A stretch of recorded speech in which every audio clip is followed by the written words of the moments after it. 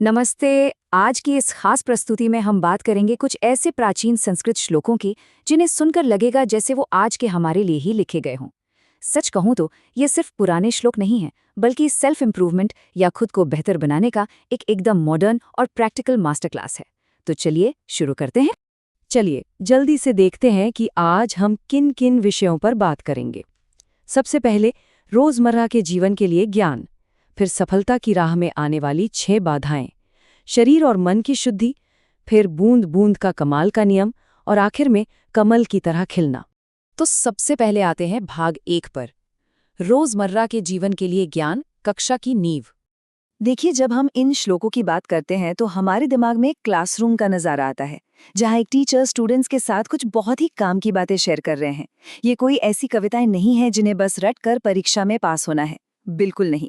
ये तो हमारी मॉरल और सोशल डेवलपमेंट के बहुत ही प्रैक्टिकल टूल्स हैं।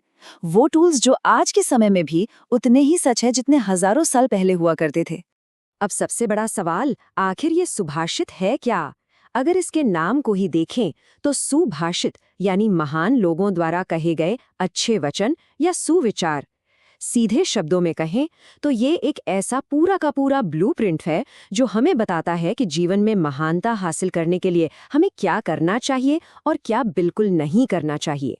आगे बढ़ते हैं भाग 2 की तरफ, सफलता की 6 बाधाएं, विकास के अवरोधक। श्लोक 2 एक बहुत ही कड़ी चेतावनी देता है। इसके अनुसार अगर कोई भी इंसान जीवन में तरक्की, सफलता या महानता चाहता है तो उसे इन 6 बाधाओं को अपनी जिंदगी से बाहर निकालना ही होगा। ये 6 दोष कौन से हैं? बहुत ज्यादा सोना, हर वक्त की सुस्ती यानी तंद्रा, डर, गुस्सा, आलस और सबसे बड़ी बीमारी, काम को टालने की आदत यानी प्रोक्रेस्टिनेशन। हम सब ने कभी ना कभी ऐसा किया है ना? जरा इस नज़ारे के बारे में सोचिए। मेज पर सोते हुए पकड़े जाना और फिर जो डांट पड़ती है, ये दृश्य इस बात को एकदम परफेक्ट तरीके से समझाता है। ये हमें हमारे स्कूल के दिनों की याद दिला देता है। कैसे ये प्राचीन श्लोक आज के एक स्टूडेंट की दिनचर्या में आलस्य और काम टालने की आदत को बिल्कुल सटीक रूप से पकड़ लेता है। ये वाकई कमाल है। अब आते हैं भाग 3 पर, शरीर और मन की शुद्धि, विकास के साधन। खैर, अपनी इन कमियों से छुटकारा पाना कोई रातों रात होने वाला चमत्कार नहीं है।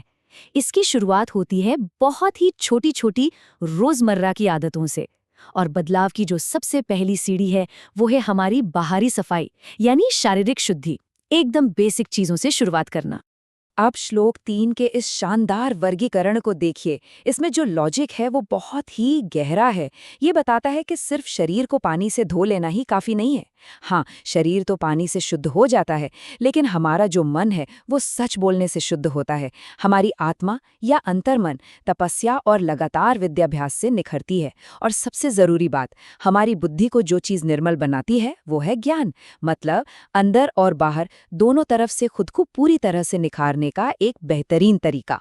चलिए अब बात करते हैं भाग 4 की, बूंद बूंद का नियम, निरंतरता की शक्ति। श्लोक 5 का ये अनुवाद जरा ध्यान से सुनिएगा। जिस प्रकार जल की गिरती हुई बूंदों से धीरे धीरे घड़ा भर जाता है, वही सभी प्रकार की विद्याओं, धर्म और धन की प्राप्ति का मूल कारण है। क्या बात है! ये रूपक हमें निरंतरता या लगातार किए गए प्रयासों की ताकत के बारे में कितनी गहराई से समझाता है। इस बूंद बूंद वाले प्राचीन विचार को हम आज की मॉडर्न पढ़ाई लिखाई से बड़ी आसानी से जोड़ सकते हैं। जैसे विज्ञान का कोई प्रयोग करते हुए लगातार कोशिश करना। ये बताता है कि रोजाना की पढ़ाई और अभ्यास से ही ज्ञान का एक बहुत बड़ा भंडार तैयार होता है। पढ़ी गई हर एक किताब का पन्ना, किया गया हर एक प्रयोग ज्ञान की एक बूंद की ही तरह तो है, जो धीरे धीरे आपके दिमाग के घड़े को भर रहा है। और अब हमारी यात्रा का आखिरी पड़ाव, भाग 5, कमल की तरह खिलना, अंतिम परिणाम। तो देखते हैं कि ये सब एक साथ कैसे काम करता है। श्लोक 6 में सीखने के 5 बहुत ही स्पष्ट कदम बताए गए हैं।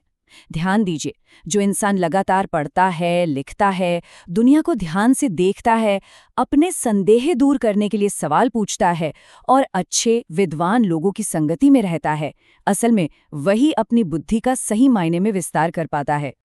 और इन सब का अंतिम परिणाम क्या होता है? ये चमकता हुआ सूरज एक बहुत ही शक्तिशाली रूपक है।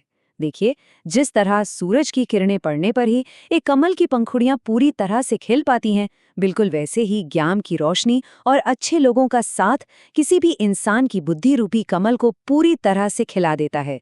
ये एक बहुत ही खूबसूरत दृश्य है। तो चलिए, अब तक हमने जो भी चर्चा की उसका एक सार निकाल लेते हैं। एक तरफ वो रुकावटें हैं जिन्हें हमें हर हाल में छोड़ना है, जैसे आलस, डर और गुस्सा। और दूसरी तरफ श्लोक 1 में बताए गए वो बेहतरीन गुण हैं जिन्हें हमें अपनी जिंदगी में अपनाना है, जैसे साफ सुथरे कपड़े पहनना, विनम्रता, मीठा बोलना और पढ़ाई में मन लगाना। सही मायनों में यही वो संतुलन है जो किसी भी इंसान को समाज में एक बहुत गहरा सम्मान दिलाता है। रोशनी में पूरे ध्यान के साथ पढ़ती हुई ये छात्रा इन सभी शिक्षाओं का एक जीता जागता उदाहरण है। ये पूरी तरह से अनुशासित है, इसका मन सत्य से शुद्ध है और ये लगातार बूंद बूंद करके अपनी बुद्धि के घड़े को भर रही है, ताकि एक दिन इसकी बुद्धि भी उसी कमल की तरह खिल सके जिसके बारे में हमने बात की थी। आज के इस चर्चा को हम एक बहुत ही अहम सवाल के साथ खत्म करेंगे। हमें खुद से ये पूछना चाहिए कि उन 6 दोषों में से ऐसा कौन सा दोष है जिसे हम सबसे पहले छोड़ने वाले हैं, और ज्ञान की कौन सी नई बूंद आज उस घड़े में डाली जाएगी। याद रखिए, ये प्राचीन ज्ञान सिर्फ किताबों में पढ़ने के लिए नहीं है, ये तो आज और अभी से अपनी जिंदगी में उतारने के लिए है। इस पूरी चर्चा में हमारे साथ बने रहने के लिए बहुत बहुत धन्यवाद।